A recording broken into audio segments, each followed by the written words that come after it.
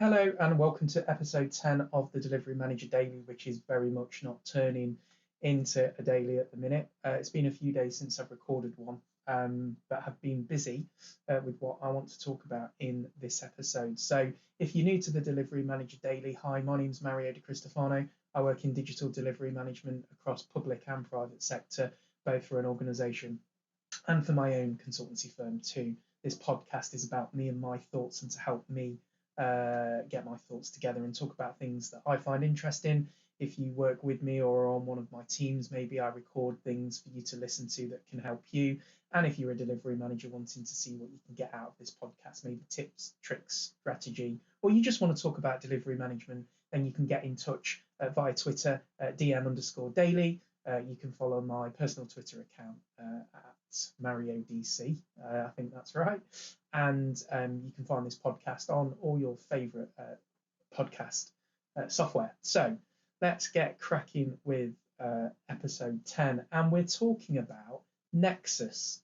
If you're not sure, Nexus is, I'm about to take the Nexus exam, and what I wanted to do was build a little short kind of guide on getting through the Nexus exam, what it is, and hopefully explaining it in English in a way that, as per the reason this podcast exists, explaining it in a way that your mum would understand. So if you're a delivery manager and you're thinking, heck, what's Nexus? Nexus is, I consider it a bolt-on to Scrum, and it's an enhancement, an evolution of Scrum to add rigor and to allow the scaling of Scrum. It's an update to Scrum itself, and if you know Scrum, Nexus should be a natural evolution to it. And I found myself using it just naturally in my projects as I've worked on larger projects and worked with more than 2 or 3 Scrum teams, and I found it actually quite valuable as a thing. I'm not one always for agile type certifications, but I genuinely do think this is quite useful, both for being a reminder and a grounding in Scrum, which really does work, along with visual management techniques like Kanban, but also using Nexus to be able to scale Scrum as well, which is really useful when you're doing bigger stuff. So the purpose of this, and if you're watching on YouTube, you'll be able to watch through the deck, which I will share.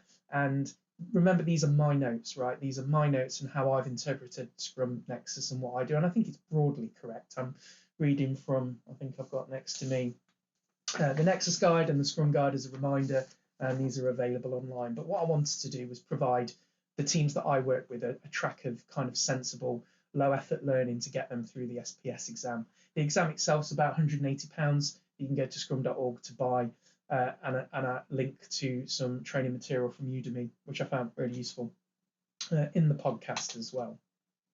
So to understand Nexus, let's just remind ourselves of broadly what is Scrum. If you're watching on YouTube, you'll be able to see that classic Scrum diagram of a product owner owning a single backlog that's groomed and refined and brought into detail to then have that work delivered by Scrum teams running incremental sprints, usually over around 2 weeks, with daily meetings to kind of get updates and collaborate via a Scrum Master to then release value in increments to a product team or a bunch of stakeholders. And that's Scrum, and that's the Scrum that we know and love. So Nexus adds this additional rigor to Scrum, and what it allows you to do is run many more Scrum teams to work effectively and to integrate them far more tightly than you could otherwise, and therefore deliver more value. This isn't about just adding more people with the association of, well, more people equals more stuff. This is about how do you manage multiple Scrum teams and manage the integration of those, so everyone's still contributing to value, but also you're starting to get a handle on interdependency between the Scrum teams themselves and stopping the very nature of why we use Scrum in the first place, which is to eliminate silos. What I found is that without Nexus, you get silos by the very nature of having many Scrum teams. So a recent public sector project that I've worked on has, as an example, if I think of, is you've got many Scrum teams, not really using Nexus, using traditional Scrum, and finding that the Scrum teams become silos in themselves. They work towards their own sprint goals in isolation of the bigger thing being developed, in this case, a software platform. And it puts a huge amount of load onto the Scrum Master and the product owner, because it's very difficult to know what's going on. And all the time, interdependencies, the overall kind of big picture, the value, what it is that each team is working towards gets lost by the nature of having so many Scrum teams but not using Nexus. So what does it look like? Again, you'll only see this if you're watching on YouTube, but do just pop into Google scaled Scrum or Nexus and you'll get the graphic, which is an extension of the Scrum diagram. So let's walk through this. And then I've interpreted this myself as I've gone through my own notes as I'm about to take the exam. And hopefully those notes will help augment your learning and your understanding. And hopefully I'm explaining it in a way that makes it reasonably accessible to people. So Nexus doesn't really replace any of the elements of Scrum, but it does add a couple of ceremonies, a specific team, and just a couple of checkpoints. So we work with a cross-team backlog, one backlog owned by a product owner as normal. That product owner is responsible for the refinement and the prioritization of those things in that backlog. We have that in Scrum, we have that in Nexus, and that doesn't change. What we have in addition to the backlog is the notion of Nexus sprint planning and the Nexus sprint backlog. So this will be looked over by the teams and a Nexus integration team, which we'll look at in a sec. The Nexus sprint planning and the subsequent sprint backlog is to look at overarchingly as a whole what each Scrum team is doing broadly to get to a Nexus sprint goal. And that Nexus sprint goal, as an example, might be if each individual Scrum team are working towards a thing, say a trading platform. And typically in the scenario that I used a couple of slides ago, where I talked about one of the problems with scaling Scrum, if you've got many Scrum teams, but you're not using Nexus, is you'll get those silos created by the very nature of just groups of people working together. So say we're working on a trading platform and each team has a sprint goal, and for this trading platform, a particular feature that needs to be developed is displaying real-time market data. So you might have one Scrum team that concentrate on pulling the data from a data source. You might have one team working on the user interface of that feed. You might have one team working on features on how to zoom in and out and what level and depth of data that is included in the live feed. And then you might have another Scrum team working on how to export that feed or do something with the feed or integrate it into something else. Now, all those sprint teams are working on the one feature, but it's still very easy by the very nature of Scrum for each Scrum team to just concentrate on their own thing and not worry about integration or not worry about the other team's integration problems or how it's all going to fit together. And I've seen it myself that each Scrum team will just focus on its thing to get through that sprint, to achieve those story points and to deliver the thing, and then they move on to the next thing. And then what you typically find is that bringing it all together becomes a problem, and this exponentially gets worse the more Scrum teams you have. So the Nexus sprint backlog and the Nexus sprint planning takes into account the fact that what we're building in this example that I'm using, a trading platform. And the sprint planning involves making sure that the value of each sprint in turn contributes to the overall, in this case, feature release of a real-time market data feed. And then the sprint backlog is an attempt to visualize all of the sprint team's sprints to start to look at and make transparent and make visible interdependency issues or integration issues or bottlenecks or problems that teams might face. Now, that Nexus sprint planning and Nexus sprint backlog is something that would normally be done by the product owner as an organic thing, trying to hold on to the reins of many Scrum teams working together. What Nexus does is formalize that notion. The team that are responsible for working on those and are actually responsible for the integration and this working as a whole are the NIT, or the Nexus integration team. So they're made up of at least the product owner, the Scrum Master, and at least one member of each Scrum team that's usually relevant for that particular sprint goal. It can be more, but of course what you want to make sure is that the Nexus integration team and their subsequent ceremonies isn't too large to be ineffective. So what the Nexus integration team are responsible for is the Scrum, the Nexus as a whole. So with those 3 to 6 to 9 to 12 Scrum teams working on sprints, the Nexus integration team make sure that they do things like they storm, form, and norm effectively, the practical impediments are removed, whether that's teams getting on or getting the information they need. The Nexus integration team, they are coaches, they're mentors, they're consultants, they're members of the Scrum team themselves. They don't do the work at this level. What they're doing is making sure that the integration across the Nexus happens. And then from that, with those 3 to 9 Scrum teams working together on that work as a whole, again, in this case, think of the trading platform and that particular feature. At the end of each day, one of the additional ceremonies is a Nexus Daily Scrum. Now, this Nexus Daily Scrum's populated by the Nexus integration team, and the idea is that it's a look back towards the Nexus sprint backlog, and to check integration, it's to check how teams are working together, and it's to check whether the overall goal, in this case, the display of the data feed, is going as it should. And then that feeds into a regular daily Scrum that the Scrum teams would have anyway. So there's a little checkpoint there, some rigor that informs the daily Scrums. So they can also talk about, with a little bit of visibility of what's going on outside of them. And if I transpose this onto the example I mentioned for that public sector client, one of the issues was that each Scrum team will come to the table, to the Scrum of Scrums, and they'd still only talk about their own kind of what's happening in their Scrum and what's happening in their sprints. But very rarely was there an option for them to talk about what's happening with the other teams and how it would all integrate, both from an operational and technical perspective. One of the challenges was they just didn't know. And the product owner was trying to get an understanding of what was happening. But of course, what this does, and this Nexus Daily Scrum, adds that rigor and adds that checkpoint. So we go through the kind of Scrum model still to get this integrated increment, this value in this case. We've got the market data feed live on the trading platform. And then there's a Nexus sprint review where we look back at the sprint backlog and we look back at the previous sprint, as you would in a regular sprint review. And then there is a Nexus retrospective. And what we're looking at here is the Nexus integration team looking at how they can make integration even better. Were there any impediments that weren't removed? Are the team now in a norming state, or are we still experiencing problems? And this goes around a loop, just like Scrum. And I'd say it's really that simple. I think it is.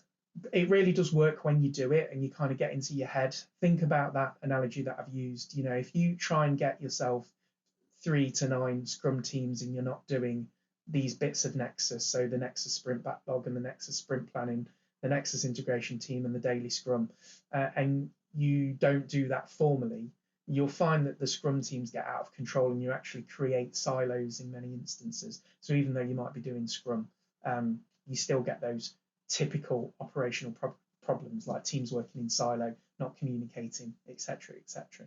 And yes, of course, you augment and fix that problem using things like Kanban, but it becomes a problem at scale because you've got so many people involved. So Nexus really does work and helps you to scale Scrum. So what I'm going to show you now is kind of a walkthrough of what I've learned so far, some of my notes. And again, I'm still going through a reminder to myself, the Scrum guide, just because it's always good to read that periodically, especially as it's recently changed as well. And then I'm reviewing the Nexus guide, and the links are in this the podcast show notes. So do download them, print them off, and they make good bedtime reading if that's what floats your boat. It does mine at the minute, apparently. So the product backlog, just to summarize, is still the same as it was in Scrum. It's coordinated and run by a product owner as it always was. Tasks are prioritized, they're estimated, just in the same manner as they've always been, and that's how it stays. But then what we do is this notion of Nexus sprint planning, and that involves thinking about the big picture. So for ease, we're going to stay with the analogy, although it's a simple one, of the trading platform. So the goals of the Nexus as a whole are taken into account. In this case, we're building that live market data feed into the platform itself. We look at the sprint goals for each Scrum team themselves and make sure that they're overall aligned with delivering that particular feature. So what we don't want is one of the Scrum teams building, focusing on a bit of unit testing for something else that's not in relation to this particular Nexus goal of developing that real-time market data feed. So hopefully that makes sense. So the Nexus sprint planning helps coordinate the activities of all the Scrum teams within the Nexus for this single sprint. And that team is made up of at least one person from the Scrum team, the PO, and the Scrum Master as well, to kind of plan that Nexus sprint as well. And that Nexus sprint should be, it's almost a portfolio level element for Scrum if you wanted to get into kind of project management terminology, I guess. So a Nexus sprint goal aligns with the product goal, and it describes the purpose that will be achieved during the sprint. The sprint goal for each Scrum team has to align with the overall Nexus sprint goal too, and that coordination is done by the Nexus integration team. I hope this is making sense. It seems more simpler in my head than I feel I'm describing it, but I'll get better at that as we go through this. And then a sprint backlog for each Scrum team is transparent and fed into the usual kind of Scrum review process, but it's also looked at by the Nexus integration team to make sure that everyone's working towards that overarching goal. The Nexus sprint backlog, again, that's a composite of the Nexus sprint goal. The product backlog itself, remember, we don't have any additional backlogs, but just making sure that the things being pulled into the sprint via each Scrum team, their sprints, are all aligned to achieving the value for the Nexus sprint goal. Again, in this case, it's releasing that feature, that real-time market data feed. So hopefully you're starting to get that this is a level of almost portfolio management over the top. At its heart, what Nexus is trying to do, I think, is preserve and enhance Scrum's kind of foundational bottom-up intelligence and this empiricism, whilst what it tries to do is enable more value by integrating more teams and therefore delivering more. And there's some wording which I won't kind of parrot for the audio version of the podcast. But again, there's this example of delivering a trading platform and focusing on one particular feature for a particular Nexus sprint goal, making sure all your Scrum teams are working towards that, rather than having misaligned sprint goals that still add value on their own, but don't contribute to a centralized goal that's been agreed by the Nexus integration team. And then the Nexus sprint review is a look back at the Nexus level of that value. So now we've delivered the real-time data feed, maybe we want to do something more. We look back just as we would in a regular kind of sprint review to make sure that we're contributing at portfolio level to value release in increments, in this case for a software product. And then the Nexus sprint retrospective, which is also a little bit different to the general Scrum team's retrospective, is to look back to make sure that the Nexus integration team are doing everything they can to remove impediments, making sure that integration is happening both from a people, process and technology perspective, and also making sure that everyone's just getting on and this is working. So some ingredients for taking the exam. These are some of the resources that I found so far which are useful. So short podcast this week, but hopefully a bit of food for thought, which was an accidental pun if you're watching the slide deck. Although that avocado looks good, I must say. So ingredients for the exam: read the Scrum guide and read it again. And then when you've read it again. Read it again, read it again, and make sure you're really fluent with it. The fundamental of Nexus is understanding Scrum, so just make that clear. Read the Nexus guide, which is a separate breakout kind of 10, 13-page white paper, which goes through this in a lot of detail, and it's quite well written and easy to understand, to be fair. Really good video too that I found that's part of some Nexus training. I think it's behind not a paywall but a registration wall, so I've included it there. Watch the video, two guys sitting down at a bar just talking through the Nexus diagram, really useful. I went onto Udemy and bought a course for about £15. That gives you, I think, access to 4 practice exams. There are some free exams you can do that surfaces about 10 randomly generated questions, so you can kind of baseline yourself. You want to be getting, I think, 80 to 90%. I started off with no kind of, when I started doing this, at about 60%, which I thought was quite low, but with just understanding some of it in a bit more detail, you can get to 80, 90%. And I'm not particularly smart, so I found it quite easy and accessible doing it this way. The Udemy course is really good. So broadly, that is Nexus. Very whistle-stop tour, but over the next couple of podcasts, what I'm going to be doing is charting my knowledge and progress into Nexus and looking back at some of my projects where I probably attempted to do Nexus, either bastardized it, or in cases where my projects have gone well, I've implemented it by accident quite well, and probably taken the role of that Nexus integration team myself. So the next couple of episodes will be Nexus shaped. So if you're into Nexus, keep listening, and do obviously get in touch via Twitter if you want to talk about Nexus itself. Contact me on Twitter, or you can leave a comment on YouTube, or it'd be great to get in touch and talk about this. And for my teams that I work with, this will be part of these 2 or 3 episodes that hopefully are going to get you through the Nexus exam as well, so we can all be Nexus certified and be even more awesome than we already are already. Thanks for listening. I'm Mario De Cristofano. Have a wonderful day. This is episode 10 done.